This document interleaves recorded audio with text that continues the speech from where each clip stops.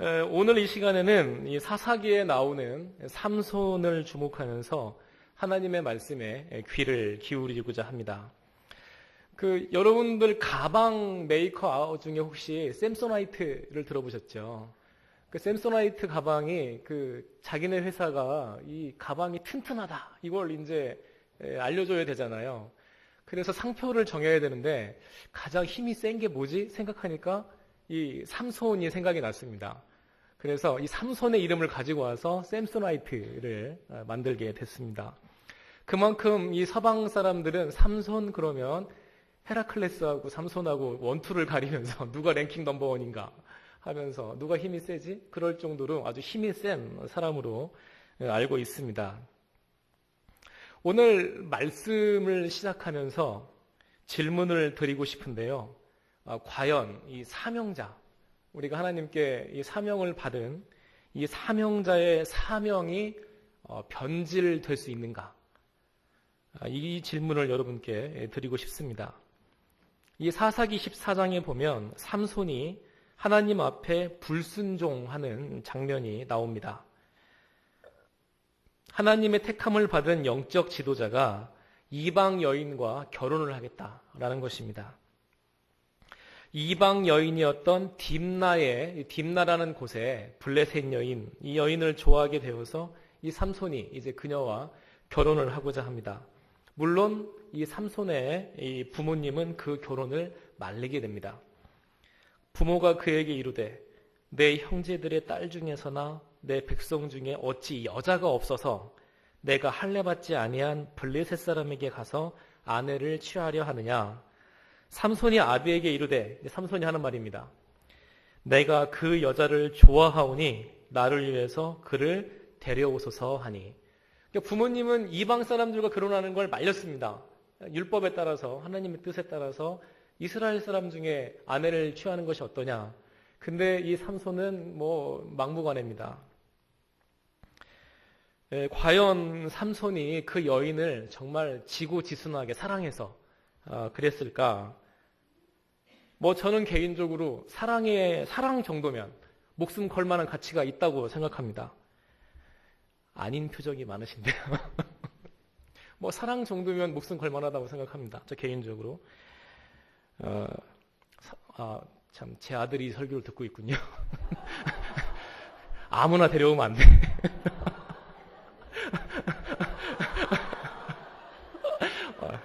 하여튼 아무나 데려오면 안 돼. 사랑 정도면 목숨 걸 만한 가치가 저는 있다고 생각합니다. 엄마 같아요. 네.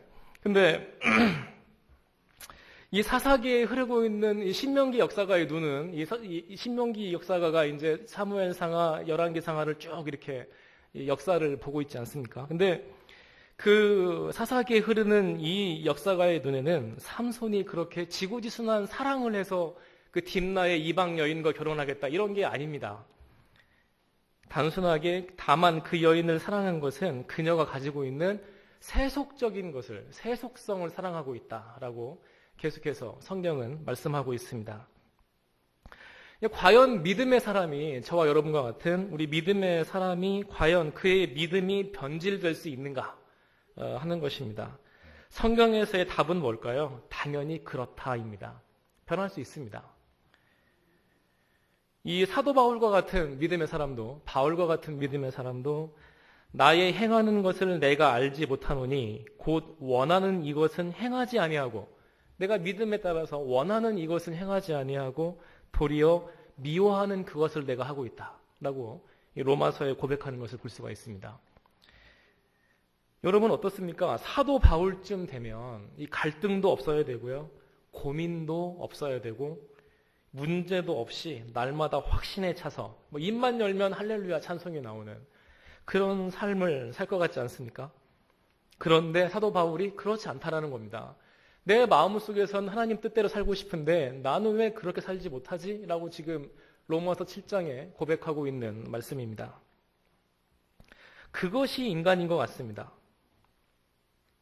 아브라함, 이삭, 야곱, 모세, 성경에 나오는 다윗, 누구 말할 것 없이 다 연약한 사람이었습니다.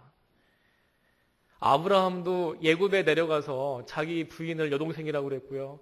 이삭도 똑같은 일 하지 않습니까? 그 멜기세덱에 가서 아비멜렉에게 가서 그 자기 부인을 여동생이라고 그러고, 뭐 요셉과 같이 이렇게 하나님을 평생 따라갔던 사람들도 순간순간 마음속에 갈등이 있었던 걸 성경은 보여주고 있고, 모세 같은 사람은 오늘 그 주일학교의 아동부의 공과가 모세였는데, 모세 같은 사람은 그 온유함이 세상의 그 누구보다 이 승한 사람이라 그랬는데, 모세 같은 사람은 어떻습니까? 그냥 돌판을 던져 깨트리는 사람 아닙니까? 언약의 돌판을. 뭐 다윗도 말할 것도 없죠. 그 누구 하나 완벽한 사람은 없습니다. 근데 중요한 것은 위에서 언급했던 믿음의 사람들, 그 믿음의 사람들은 공통적으로 그 연약함 속에서 나를 만드시고 지금도 나를 사랑하시는 그 하나님께 붙잡힘 받은 사람이었다라는 것입니다. 내가 강한 사람이 아니라 나를 붙잡은 바 되시는 하나님께 포함된 사람들, 그것이 바로 믿음의 사람들입니다. 태평성대, 아주 태평한 세월을 살면서 우리의 인간적인 연약함이 고개를 들 때, 아니면 또 어려움과 환난 속에서 우리의 연약함이 고개를 들 때 이 믿음의 사람들은 하나님을 바라보았습니다. 평안할 때나 괴로울 때나 하나님을 바라보았습니다. 오늘 우리 성가대가 불렀던 찬송이 그 유명한 찬송이죠. 괴로울 때 주님의 얼굴 보라. 평화의 주님의 안식을 줄 것이다. 너무나도 평안한 가운데서 하나님을 잃어버리고 그런 가운데서 현실만을 바라보는 사람들이 있습니다. 또 고난과 역경 속에서 고난과 역경에 그냥 매몰되어서 파묻혀버려서 그곳에서 하나님을 잃어버리고 현실을 바라보는 사람이 있습니다. 공통점이 있죠. 너무 평안한 가운데서 그 평안한 현실 가운데서 하나님을 못 보는 사람, 너무 고난 속에 있으면서 고난에 파묻혀서 하나님을 보지 못하는 사람, 그런 사람들이 있습니다. 성경에서 말하기를 사람은 항상 그런 존재라고 말하고 있습니다. 사람은 강한 사람이라 말하지 않아요.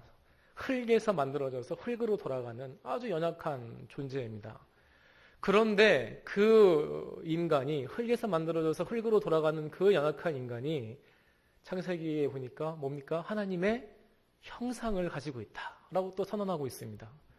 우리는 흙으로 만들어져서 흙으로 돌아갈 연약한 인간이지만 하나님의 형상을 가지고 있는 또한 그 어떤 존재보다도 강한 존재다라는 것입니다. 여러분, 고난과 환난이 우리의 삶에서 어떤 중요한 역할을 합니까? 우리는 환난을 통해서, 고난을 통해서 주님을 바라보곤 합니다.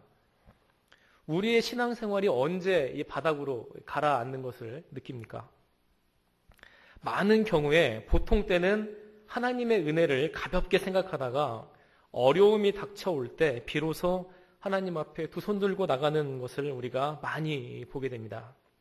모든 것이 잘 되고 아이들도 건강하게 잘 자라고 또 아이들이 공부까지 잘하고 남편도 돈도 잘 벌어다 주고 사는 것 자체가 너무 재미있을 때 그때 주일에 나가서 막 헌신하는 것이 기다려지던가요?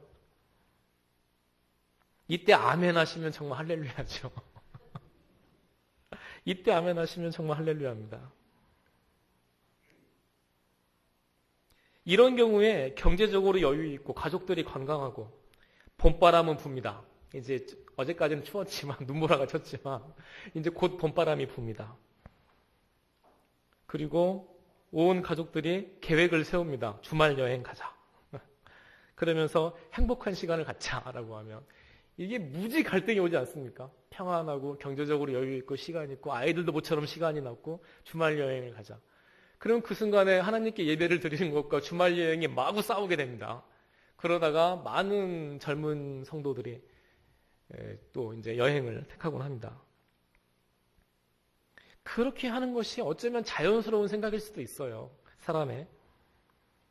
무슨 뜻입니까? 그러나 그 행복한 시간이야말로 우리가 하나님께 감사하면서 예배 드려야 하는 그 시간이다라는 것입니다. 우리에게 주어진 평안한 일상이라는 거 있잖아요. 하루하루의 평안한 일상이 얼마나 축복인지 우리가 잘 모를 때가 너무 많다라는 것이죠. 요즘에 우리 목사님 설교 가운데서도 그런 말씀이 계속 반복되고 있지만 정말 우리에게 주어진 일상이 얼마나 감사한 일인지에 대해서 생각을 해보게 됩니다. 우리 청년회 안에서 이번에 이제 어머니가 갑자기 아프게 되고 그래서 암 판정을 받으셨어요, 갑자기. 그래서 폐암 판정을 받으시게 되고 또 검사를 했는데 또 이제 그 폐암이 그 갈비에 있는 뼈까지 이제 내려왔답니다. 그래서 이제 그게 그 암의 말기에 가까운 판정을 받으신 것 같아요. 그래서 이제 막 치료하고 위에서 기도하고 또 안타까워하고 막 이제 그런 이제 일들이 생겼습니다. 그런 면을 바라보면서 그 평소에 어머니가 아프시기 전에가 얼마나 행복했었는지를 이제 알게 되는 거죠, 그 순간에. 물론 이런 식으로 여러분에게 겁을 주는 건 아닙니다. 그런데 우리가 종종 우리에게 주어진 그 평안한 일상에 대해서 너무 감사하는 일이 우리가 놓치고 있지 않은가 그런 생각을 해보곤 합니다. 그런데 저의 그 10여 년에 제가 신학교를 1990년에 들어갔고요. 교육전도사를 군대 제대하고 94년도에 시작을 했습니다. 그래서 이제 제 짧은 이 목회 경험 속에서 이 단연 우리의 신앙을 성숙시켜주는 것은 바로 고난이었다라는 것입니다.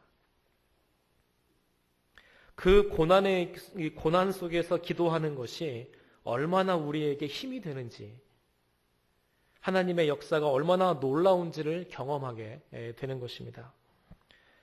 대부분의 학생들이요, 연습 문제를 풀 때는 자기의 실력이 어느 정도인지 가늠하기가 어렵습니다. 그런데 시험을 치러보면 자신의 실력을 대략 가늠할 수가 있는 것입니다. 고린도후서 4장 7절의 말씀을 보니까 우리가 보배를 질그릇에 가졌으니 이는 능력이 심히 큰 것이 하나님께 있고 우리에게 있지 아니함을 알게 하려 함이라. 그러니까 우리는 질그릇이고 능력이 하나님께 있음을 알자라는 그 사도 바울의 말씀인데요. 오늘 이 본문 말씀을 보면 이 삼손이요, 자기 부모님과 함께 이제 그 자기가 장가갈 그 집으로 상견례를 하러 이제 가게 됩니다. 그런데 갑자기 본문에 보니까 뭐가 나타납니까? 사자 한 마리가 나타납니다. 그것도 젊은 사자, 아주 용맹한 사자 한 마리가 나타나게 됩니다. 이 일이 흔히 있는 일이 아닙니다. 아주 보기 드문 일입니다. 사자가 사는 곳이 어디입니까?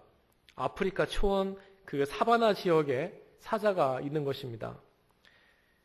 근데 이 사자가 그 사바나 지역의 초원에 있어야 되는 사자가 갑자기 이 블레셋 땅이라는 게 그렇게 꼭 초지가 왕성한 그런 곳이 아니에요. 거기도 역시 광야 같은 곳이잖아요. 근데 그 포도원 옆에 사자가 나타났다라는 것입니다. 아미리 논두렁에 악어가 나타났다. 이거와 똑같습니다. 우리는 성경에 나왔으니까 사자가 뿅 하고 나왔나 보다 생각하지만 이 아미리 논두렁에 악어가 나왔다는 것과 똑같습니다. 말도 안 되는 일이죠. 근데 사자가 나타났어요. 좀처럼 일어날 수 없는 해괴한 일이 내 앞에서 벌어지면 여러분, 우리는 이것을 어떻게 받아들여야 될까요? 이것이 바로 하나님의 경고의 사인인 것입니다. 하나님께서 알려주시는 거예요. 특별한 일을 주시면서 우리가 나아가야 할 살아가야 할 바를 알려주신다라는 것입니다.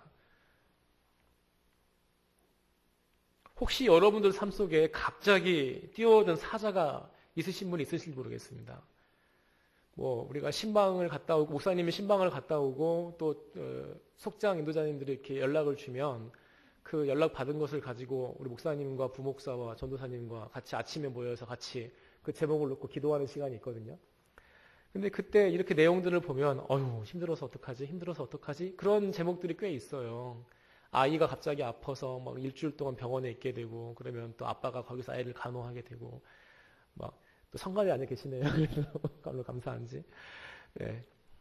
그런 일들이 있어요. 근데 그 일들이, 그 사인이 우리에게 주어졌을 때 과연 그 사인을 어떻게 우리가 바라보아야 될까 하는 것이거든요.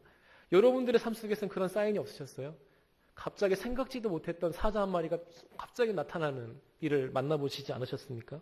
근데 그때 성도들은 무엇을 해야 하는가? 바로 그 사인에 대해서, 하나님의 경고에 대해서 깊이 묵상할 줄 알아야 한다라는 것입니다. 근데 오늘 삼손은 어리석게도 그것을 묵상하지 않았습니다. 단순하게 사자를 찢어 죽이고 힘 자랑하는데 그쳤습니다. 오직 삼손의 기쁨은 뭡니까? 힘을 자랑하고 또 오직 하나의 삼손의 기쁨은 그냥 여자를 좋아하는 것입니다. 성경에 보니까 그렇습니다. 하지만 여러분 기억하셔야 할 것은 고난 중에 반드시 그 고난에 대해서 묵상을 하라라는 것입니다. 묵상이라는 단어는 영어로 meditation입니다. meditation. 근데 이 meditation의 그 어원을 보니까 의약품이라는 단어 있죠. medicine과 같은 어원에서 왔습니다. 묵상이라는 것이 무엇입니까? 아무리 좋은 약이라도 먹어야 약효가 나타나는 것처럼 내 속에서 조용히 생각하고 하나님의 말씀을 묵상할 때 그 효력이 나타난다라는 것입니다. 말씀이나 외부적인 자극은 마음속에 품어서 숙성시키는 것, 그것이야말로 바로 묵상이라는 것입니다. 묵상은 그것을 좀 더 깊이 있고 무게 있는 것으로 바꾸어 줍니다. 이런 묵상을 드린 대표적인 예가 예수님의 어머니 마리아였습니다.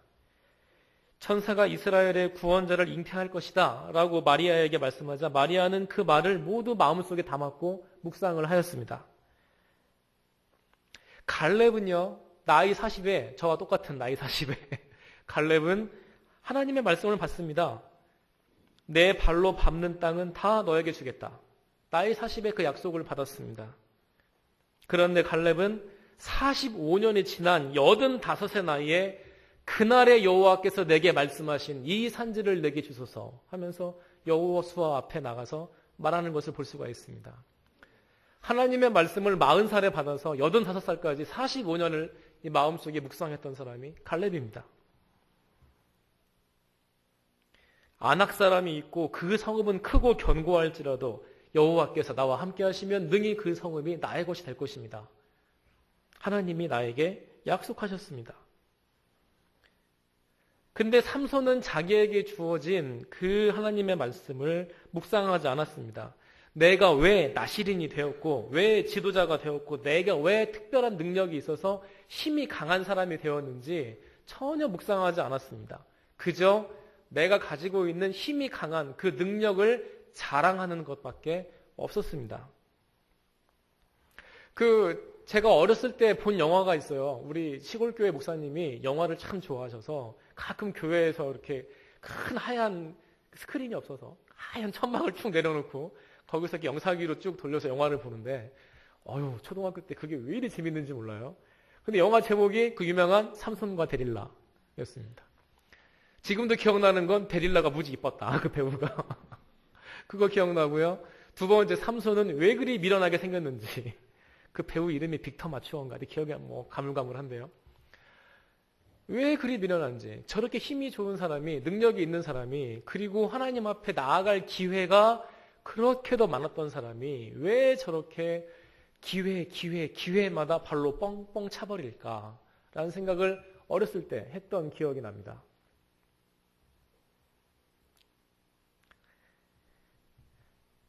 삼손은 포도원에 사자가 나타났을 때 이것을 깊이 묵상했어야 돼요. 하나님의 뜻이 어디에 있는지. 그런데 그러지 않았습니다. 그냥 찢어 죽이고 그 힘센 것을 자랑하고 그냥 그것에 그치고 말았습니다. 하나님께서 우리의 진로를 수정시키시기 위해서 여러분의 삶을 변화시키기 위해서 여러분들 삶 속에 분명히 사자를 보내주실 겁니다. 그 사자들을 바라볼 때 매번 피하겠습니까? 아니면 매번 그냥 그 닥쳐올 때마다 내 능력으로 싸워서 이겨내겠습니까? 나는 오늘도 이런 고난을 이겨냈어 라고 삼손과 같이 힘자랑하고 말겠습니까? 그런데 불행히도 요즘에 현대를 살아가는 성도들이 그냥 삼손과 같이 자기의 능력으로 문제를 하나하나 해결해 나가려고 막 애쓰는 성도들이 얼마나 많은지 모릅니다. 혹시 여러분들의 삶에 그런 고난이 왔습니까? 자녀들의 문제가 왔을까요? 내 직장의 문제가 왔을까요? 아니면 가족 중에 누가 아픈 문제가 생겼을까요? 우리가 상상하지 못하는 문제들이 우리를 에워싸고 있지 않습니까? 근데 그런 문제들을 만났을 때 과연 우리가 어떻게 하겠습니까? 피해 도망가겠습니까? 아니면 삼손과 같이 그냥 찢어 죽이고 넘어가겠습니까? 그 순간이 바로 하나님께서 우리에게 그 고난을 묵상하고 하나님의 뜻을 발견하라라는 그 시간인 것입니다. 고난에는 분명한 의미가 있습니다. 아픔을 통해서 고난이 깊어지기 때문입니다. 그리고 우리의 삶이 아픔을 통해서 깊어지기 때문입니다. 저는 그 음악을 많이 좋아하는데요. 저는 개인적으로 가장 좋아하는 음악가가 박지희. 다음 좋아하는 음악가가 베토벤입니다. 근데 진짜야. 근데 그 베토벤의 음악을 들으면 그 베토벤의 피아노 소나타 그리고 그 협주곡들 그리고 그 9개의 교향곡들 많이 음악을 들었습니다. 오죽하면 저희 집사람이 베토벤 지겹다고 그만 좀 키자고 그랬는데 한동안 열심히 들었어요. 근데 감동적인 부분이 특별히 있었어요. 그게 뭐냐면 베토벤의 후기의 작품들입니다. 저 사람이 귀가 안 들린다고 그랬는데 저 사람이 지금 귀가 이제 상황이 어려워지기 시작하면서 양쪽 귀가 다 안 들리게 됐잖아요. 근데 그 안 들리는 귀를 가지고 저는 그냥 그 베토벤의 9번 합창교향곡만 생각을 했는데 후반기의 작품들을 보니까 많은 작품들이 있더라고요. 조용한 신략도 있고 조용한 서품들도 있고. 근데 그 음악들을 듣는데 그 안 들리는 귀 속에서 어떻게 저런 아름다운 그 선율들이 나올까라는 생각을 하면서 아주 깊은 생각을 해봤습니다. 그의 귀에는 들리지 않았지만 그의 육체적인 이 피지컬한 육체적인 귀에는 들리지 않았지만 분명히 그의 머릿속에는 그 소리가 너무나 아름다운 소리로 들렸을 것입니다. 이미 그 소리를 듣고 있었기 때문에 그 음악을 만들 수 있었겠죠. 우리가 믿음을 가지고 우리 현대교회의 성도로서 자랑스러운 현대교회의 성도로서 우리가 믿음을 가지고 아무 생각 없이 성공, 돈, 물질들, 행복 이런 것을 우리가 기도하고 추구하면서 살아갈 수 있습니다. 그러다가 우리의 삶에 갑자기 사자가 나타날 수 있습니다. 그러면 성도는 비로소 실질적인 가치와 믿음의 내용에 우리가 집중할 수 있게 되는 것입니다. 과연 나의 삶의 가장 중요한 가치가 무엇인가에 대해서 생각해 볼 수 있다는 것입니다. 여러분, 인생이 영원하지 않다는 것 고난 속에서 깨달을 수 있습니다. 어떻게 살아갈 것인지도 고난 속에서 묵상할 수 있습니다. 그리고 사랑과 감사 속에서 사명자로 다시 한번 일어설 수가 있는 것입니다. 고난을 깊어지는 기회로 삼으시길 축원합니다. 이런 삶을 사는 사람이 고난을 통해서 주시는 하나님의 축복을 가장 많이 누리는 사람입니다. 그런 성도가 되시길 축원합니다. 기도하겠습니다. 살아계신 하나님, 하늘에 계신 우리 아버지, 우리를 너무 사랑하셔서 우리를 그냥 놔두지 않으시고 우리의 삶을 인도하시는 하나님의 섭리를 저희가 기억합니다. 아버지 하나님, 순간순간 주님께서 주시는 그 사자와 같은 고난을 만날 때 저희들이 능히 그것과 맞서 싸우지 않게 하시고 이 사자가 과연 어떤 사자인지 하나님의 뜻을 깊이 묵상하고 우리의 믿음이 더욱 깊어지며 하나님께 더 가까이 나아가는 우리의 삶이 될 수 있도록 우리 주님께서 역사하여 주시옵소서. 날마다 우리가 새롭게 하시고 우리가 새롭게 됨으로 말미암아서 하나님께 더 가까이 나아가는 이 사순절이 되도록 우리의 심령을 붙잡아 주시옵소서. 예수 그리스도의 거룩하신 이름 받들어서 기도하옵나이다. 아멘.